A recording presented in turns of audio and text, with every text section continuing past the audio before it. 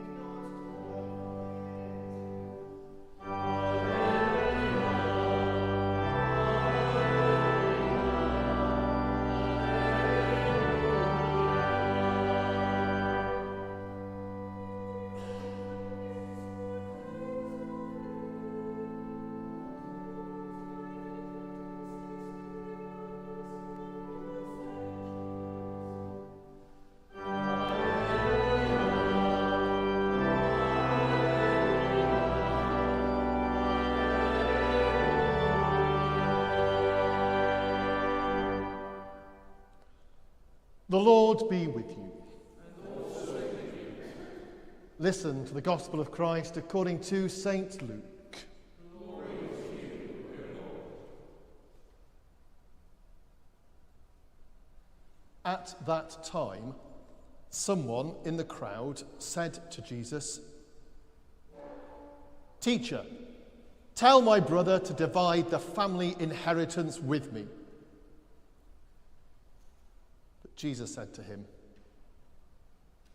"Friend, who set me to be a judge or arbitrator over you?" And Jesus said to them, "Take care. Be on your guard against all kinds of greed.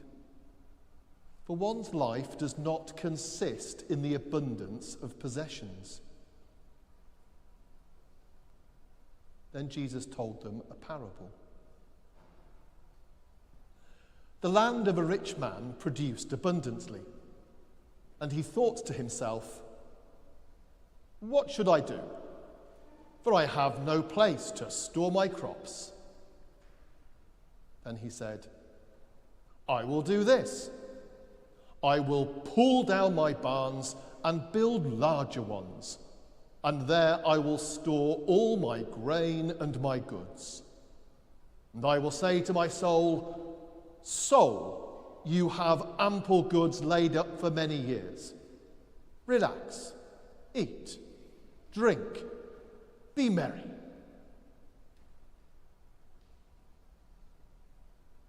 But God said to him, 'You fool, this very night your life is being demanded of you.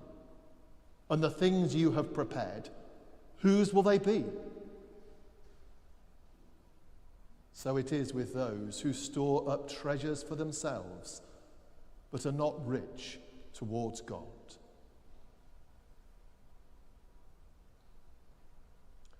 This is the gospel of the Lord.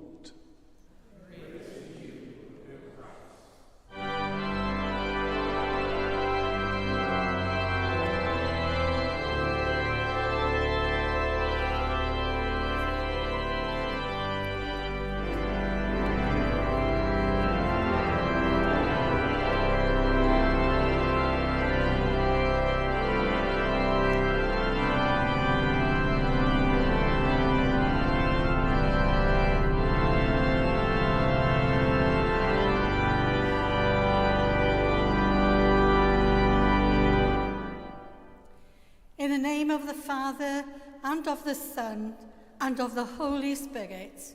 Amen.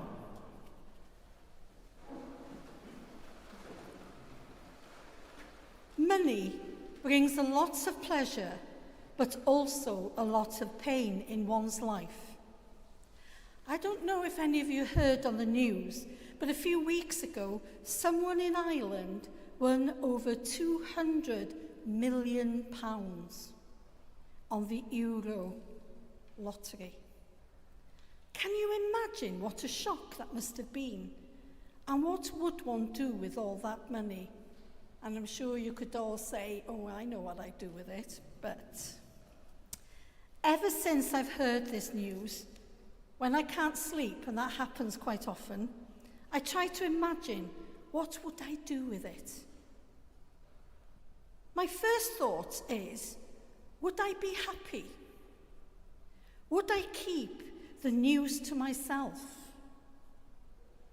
Would I give most of it away? And that is the answer for me anyway. Yes, that is what I would do. Money can give you a lot, but not always for the best. Lucky, in real life, I don't have to make that decision. But I do feel rather sorry for that person. Because what is money? All that they are is pieces of metal and paper, and in our culture, they are classed as currency. Although today, it's card payments only in some places since the pandemic. But I'm a bit old-fashioned. I still like to pay cash. If you don't use it, you lose it. This money represents value. Therefore, what you do with your money shows what you value with your heart. We value life and taste. Therefore, we buy food with our money. We value education. Therefore, we buy books and maybe extra tuition. Entertainment is high on our values. For example, we go to concerts, play games, get the newest gadgets, and the best phones. Whatever did we do before mobile phones? Of course, we value the ministries of the church and the spread of the gospel. Therefore, we contribute to the church as much as we can. Therefore, money can be helpful and painful. What I mean is that these pieces of metal and paper that you have in your purse, wallet, or pocket can show that you could value things more than God. This is painful. Or maybe you value God more than these things, which is helpful. The metal and paper is nothing but the expression of the treasures of your heart. And that is everything. There is a threefold message to this.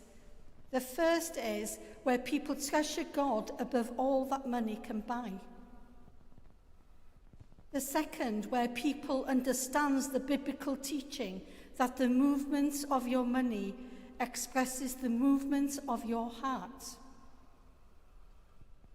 Thirdly, where people grasp that the local church is crucial for God's work throughout the world. That church will all have what it needs to continue God's mission of mercy and to build up the body of Christ. And all the while, all the family will be cared for. Our task is week in, week out, is to point out the value of God in Christ and to reveal how the heart moves with its money and to show how precious this is in our lives. In the Gospel reading today, Jesus is approached and asked, "Teacher, tell my brother to divide the inheritance with me." Jesus is given a choice. Does he get into the nitty-gritty of the inheritance dispute or not? In verse 14, and I quote, "Man who made me a judge over you." Jesus says that he will not be drawn into this dispute, and he gives a warning how hazardous this inheritance is. I wonder how many of us here have written wills? I have, and I've done since about 40 years ago. We've had to put a few changes in, but there we are. And how many of you are comfortable about writing wills? How many of us realise that the power of attorney is as important as the will? I'm really not trying to frighten you, but these are as important as an insurance, because if anything happens to you, the family might not know what's supposed to happen. Paul said in 1 Timothy chapter 6, verse 18 to 19, "Be rich in good works, be ready to share, take hold of that which is truly life. Don't be deceived by the message of money that woos you with the words, 'I give you life.' Your life will be drab and boring and empty and meaningless and unhappy without me. I am your life." Jesus says in verse 15, one life does not consider or consist in the abundance of his possessions. In other words, it's a lie. Don't listen. Take care and be on your guard. Again, Paul says in 1 Timothy chapter 6, verse 9, "Those who desire to be rich fall into temptations, into a snare, into many senseless and harmful desires that plunge people into ruin and destruction. Beware. Be on your guard. This inheritance could kill you." Do we really think that the more we have, the happier we will be? Jesus says your life does not consist in having lots of things. Life consists in knowing God. John says in chapter 17, verse 3, "This is eternal life, that they know you, the only true God, and Jesus Christ, whom you have sent." Life is not having things. Life is knowing God. Jesus tells them a parable about a rich man whose land produced plentiful. The man was worried that he did not have anywhere to store his crop. So he decided he would build more barns to use as storage. Then he thought, "Oh, I can relax now and enjoy life for many years." But God said to him, "Don't be a fool. The one who keeps things for himself is not rich towards God." Of course, it is not bad when things go well, like you produce plentiful. It is not a bad thing when your business prospers. It is not a bad thing to have promotion and with it a pay increase.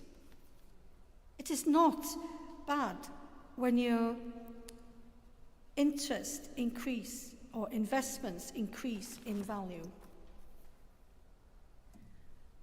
Why was the rich man called a fool? The way he used the increase in his riches, he gave no indication of being rich towards God. What should this rich man have said? Might go something like, "God, all of this is yours. You made my fields prosper. Now show me how to express my riches, to show that you are my treasure and the riches are not." I have enough. I don't need any more. I want the fullest blessing of giving, because this is what you taught me. Lord, it is more blessed to give than to receive. Amen.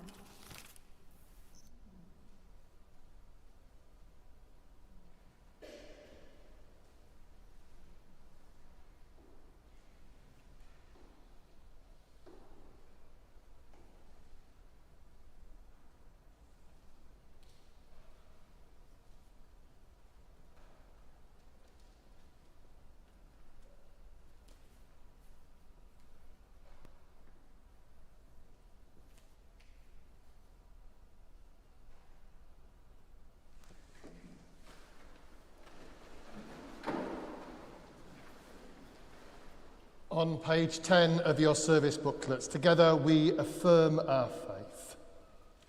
We believe in one God, the Father, the Almighty, maker of heaven and earth, of all that is seen and unseen.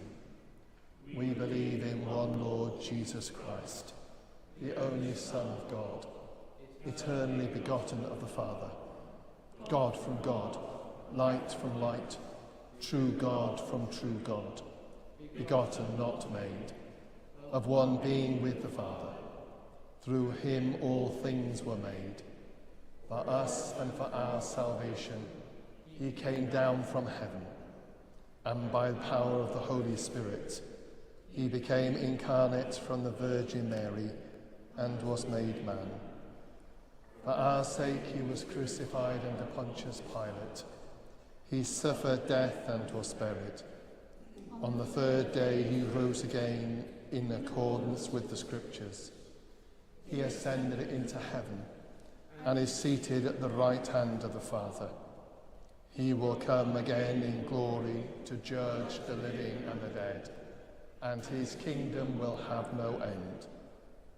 We believe in the Holy Spirit, the Lord, the giver of life, who proceeds from the Father and the Son, who with the Father and the Son is worshipped and glorified, who has spoken through the prophets. We believe in one holy Catholic and Apostolic Church. We acknowledge one baptism for the forgiveness of sins. We look for the resurrection of the dead and the life of the world to come. Amen. With all our hearts and with all our mind, let us pray to God.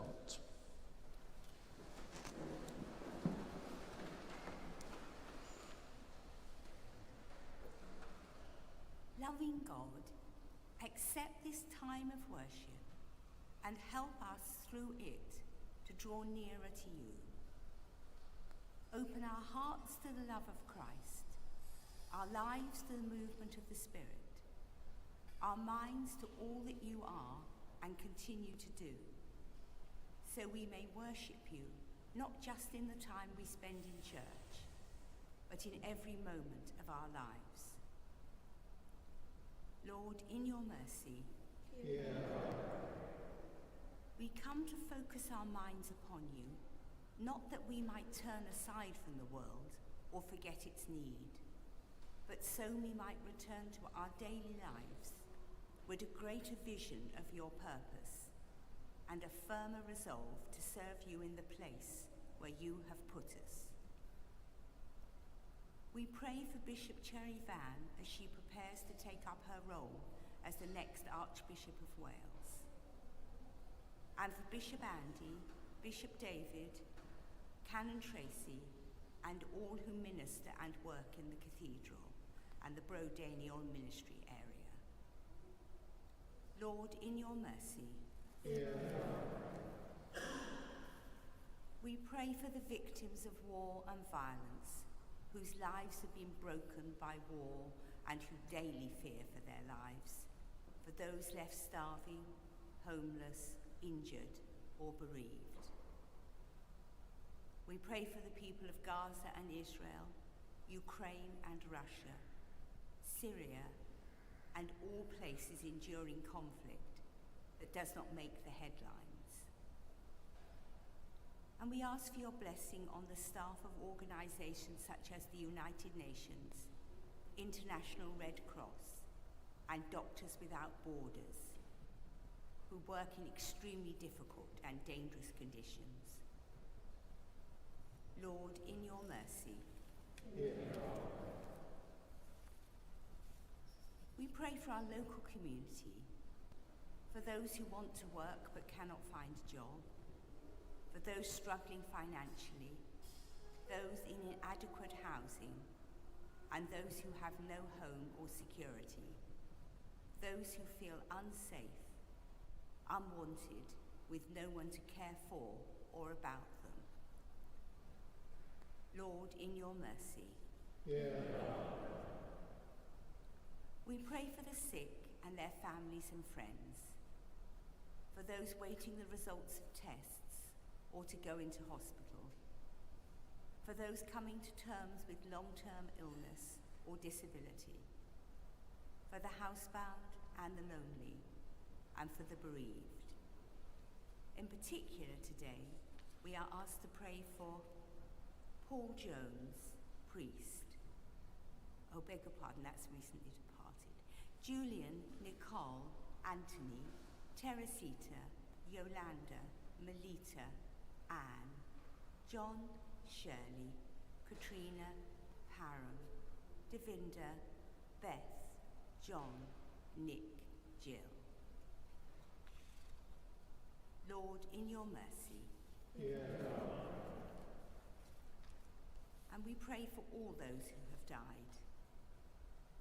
Kieran Hughes, Paul Jones, Lucy Rhiannon Wright, Dean Jones, Philip Bay, Elspeth Jones, Marjorie Jones, Sabina Lonjawan, Neria Lonjawan, Pedro Francisco, Marcel Pacheco, Norman Balones, Arlene Legwood, Domingo Pagnanis Jr., Armando Bandigama Jr., Milagros Romero, Domingo Romero, Istro Salamat, and any others known to us, and also for Arthur Jones, whose year's mind falls at this time.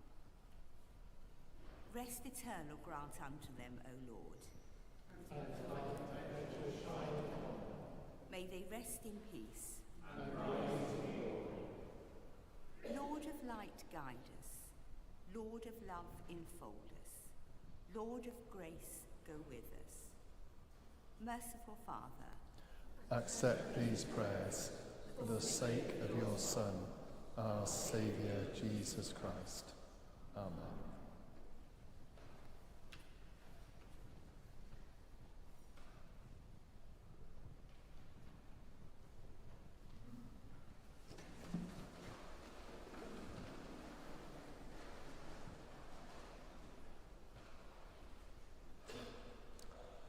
God has reconciled himself to us through Christ and given us the ministry of reconciliation.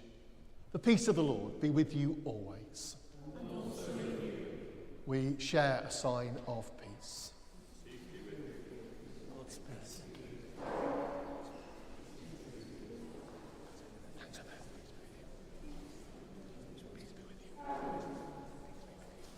Peace be with you.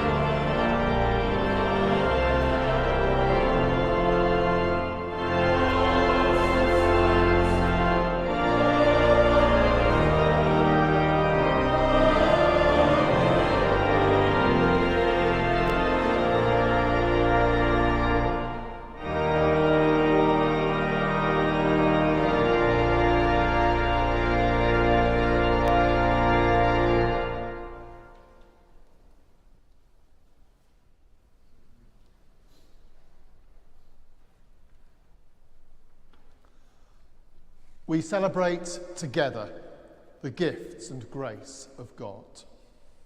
We take this bread, we take this wine, to follow Christ's example and obey his command.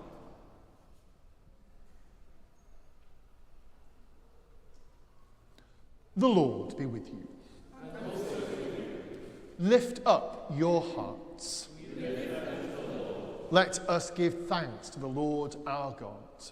It is right to give our thanks and praise. It is indeed right. It is our duty and our joy at all times and in all places to give you thanks, Holy Father, all powerful and ever living God, through Jesus Christ our Lord. For he is our great high priest, who has freed us from our sins and made us a royal priesthood, serving you, our God and Father. And so, with the host of angels and the company of heaven, we proclaim the glory of your name and join in their unending hymn of praise.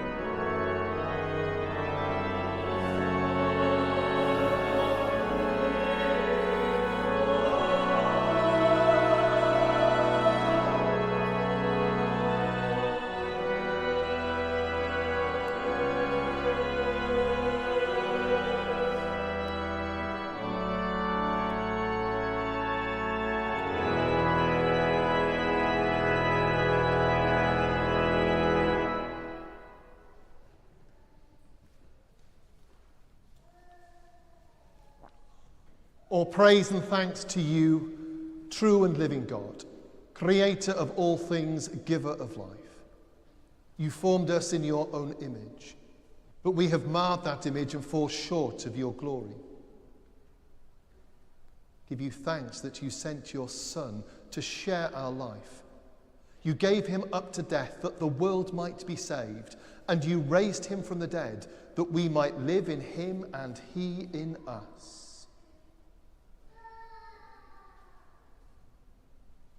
Sanctify with your Spirit these gifts of bread and wine, your gifts to us, that they may be for us Jesus' body and blood.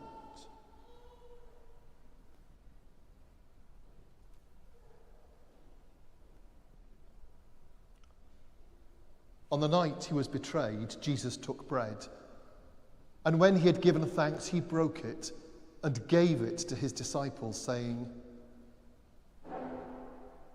"Take, eat. This is my body which is given for you. Do this to remember me."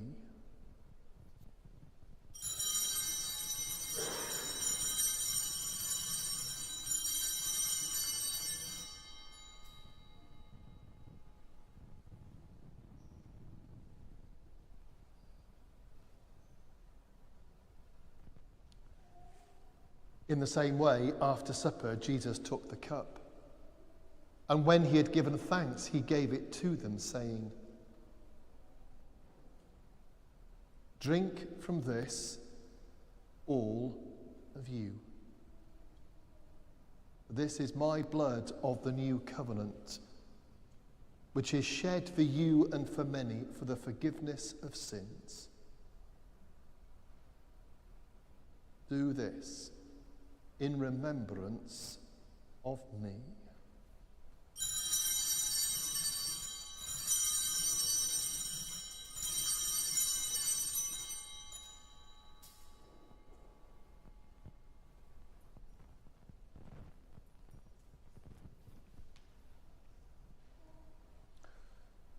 Let us proclaim the mystery of faith.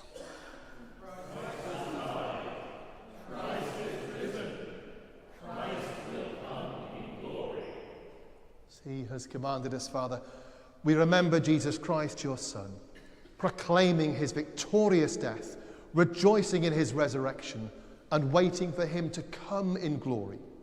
We bring to you this bread and this cup, your gifts to us. Accept our sacrifice of thanks and praise. Restore and revive your people. Renew us and all for whom we pray with your grace and heavenly blessing, that at the last we receive us with all your saints into that unending joy promised by your Son, Jesus Christ, our Lord.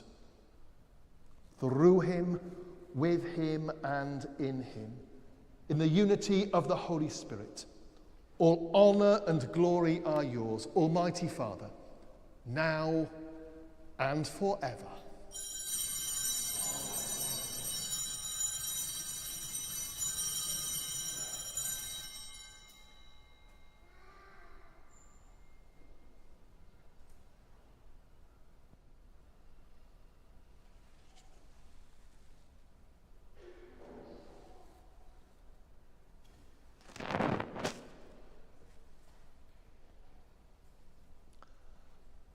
And so, as our Saviour taught us, we are bold to pray. Our Father, who art in heaven, hallowed be thy name. Thy kingdom come, thy will be done on earth as it is in heaven. Give us this day our daily bread, and forgive us our trespasses, as we forgive those who trespass against us. And lead us not into temptation, but deliver us from evil. For thine is the kingdom, the power and the glory, forever and ever. Amen.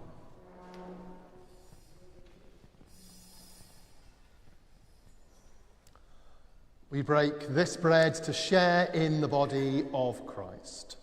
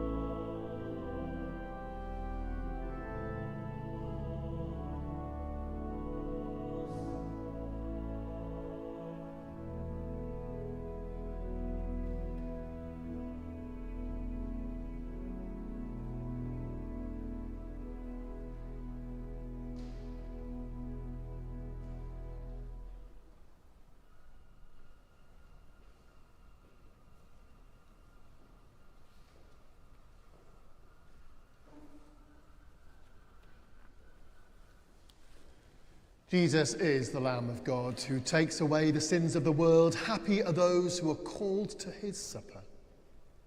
Lord, I am not worthy to receive, but only say the word, and I shall be healed. Draw near and receive the body and blood of our Lord Jesus Christ, which was given for you, and let us feed on him in our hearts by faith and with thanksgiving.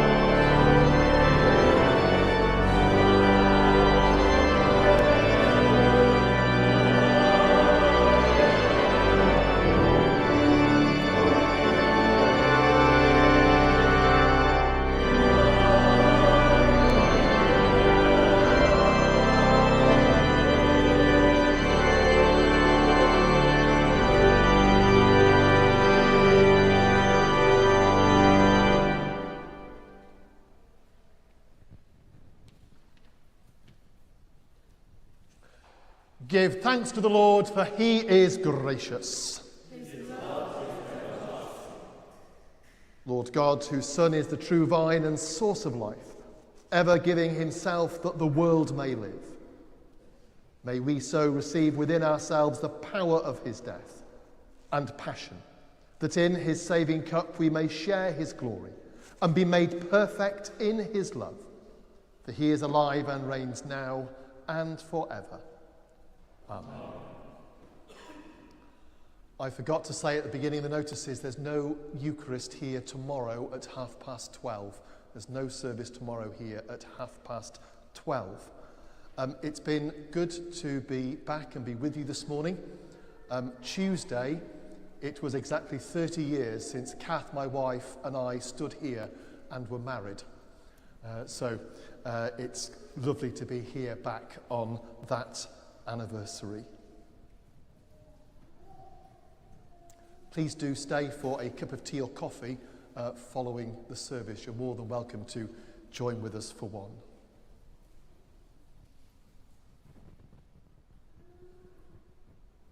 The Lord be with you. And also with you.